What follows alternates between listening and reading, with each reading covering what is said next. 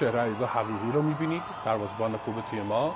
از این ور هم یارو شماره 23 و سوت آغاز بازی که با حدود 40 ثانیه تأخیر زده میشه و سفیدپوشان ایران در مقابل آبی‌پوشان هند بازی خودشون رو شروع میکنن. با شماره 10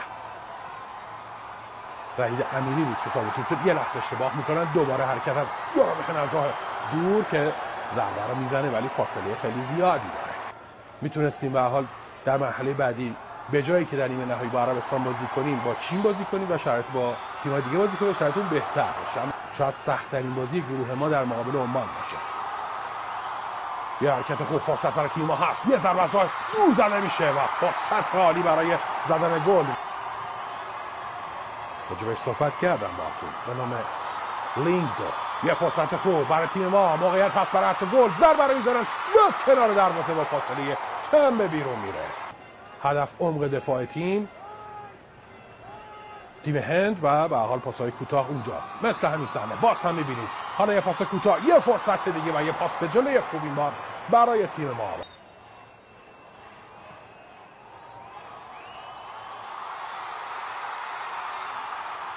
اولین گل رو هم که می‌بینید اینجا بله سردار آزمون به ثمر میرسونه با همون کار تاکتیکی که ما همیشه انجام میدیم. پس گل برای ایران به ثمر میرسه. 1-0 تیم ایران جلو میفته و خوشحالی پرچم به دستان ایرانی در ورزشگاه را هم میبینید.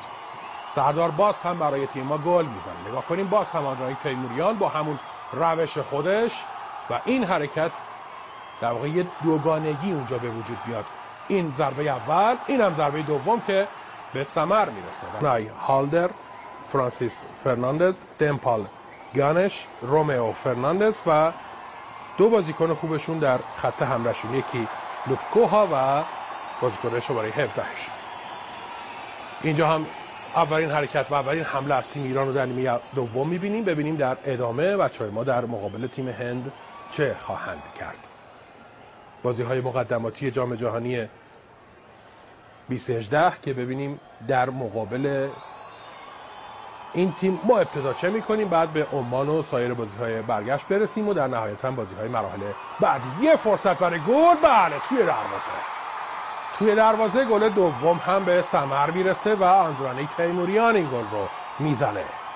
ولی خب باید این هم بدونیم که داریم در مقابل هند بازی می‌کنیم و امیدواریم که از این پیروزی‌های روحیه ساز تیم روحیه‌اش افزایش پیدا بکنه، مردم به همین ترتیب تا بریم به تیم‌های بزرگتری مثل کره و ژاپن و استرالیا و سایر تیم‌ها برسیم. صعود به جام جهانی 2018 اصلاً آسون نیست.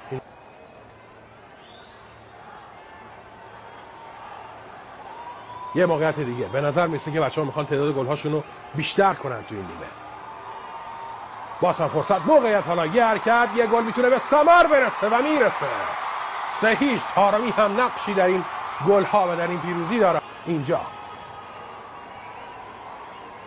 با کفش صورتی خودش توپ رو وارد دروازه میکنه مهدی طارمی. البته همرنگ کفشای مدافع هند و سردار آزمون هم هست کفشای اون.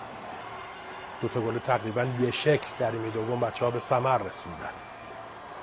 به دروازه تیم هند یه ضربه سر که از بالای دروازه ضربه طارمی به بیرون میره.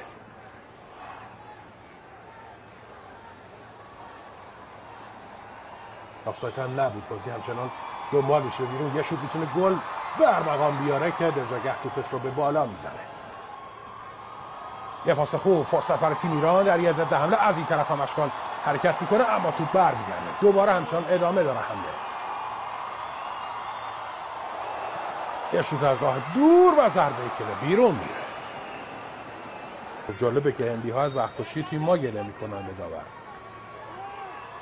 یه ضربه سر میتونه تبدیل به گل بشه. جلال حسینی حتما زده این سر.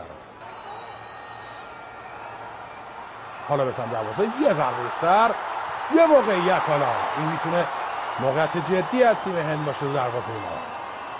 شماره 21 بازیکن تازه نفسشون این کرنر رو میزنه به سمت دروازه، یه ضربه سر خطرناک، انگار باز هم کرنر شده. حالا ضد حمله تیم ما میتونه تبدیل به گل چهارم بشه. نه، باز هم تیم هند یه شوت از راه دور از بازیکن شماره 20. به بیرون، فرصت برای شوت از راه دور. چه شوتی هم هست.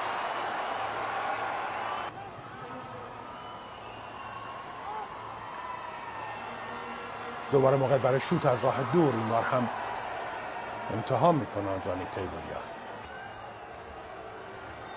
آج صفی میزنه و از کنار دروازه توپش به بیرون میره.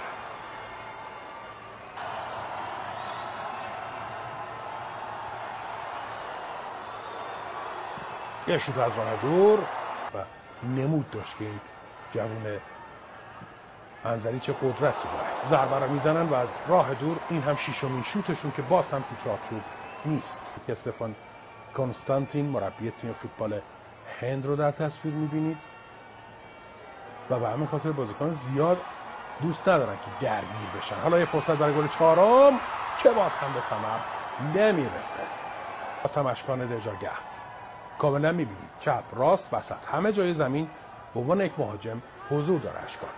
باز هم دژاگه. بچه‌ها هی پاسو به اون میدن که او گلی بزنه، اما انگار عرض کردم شب اشکان نیست. ملاحظه میکنید که امشب بازی انگلیس سوئیس از رقابت‌های مقدماتی یورو 2016 پخش خواهد شد. یه ضربه برای تیم ما، ضربه نهایی که میتونه به گل چهارم ختم بشه که ضربه عزت اللهی این اتفاق رو پیش نمیاد. یه چیزی هم به پایان بازی دیگه اون موقع میگفتم باقی نمونده که حالا دیگه میبینید سوت پایان هم به صدا در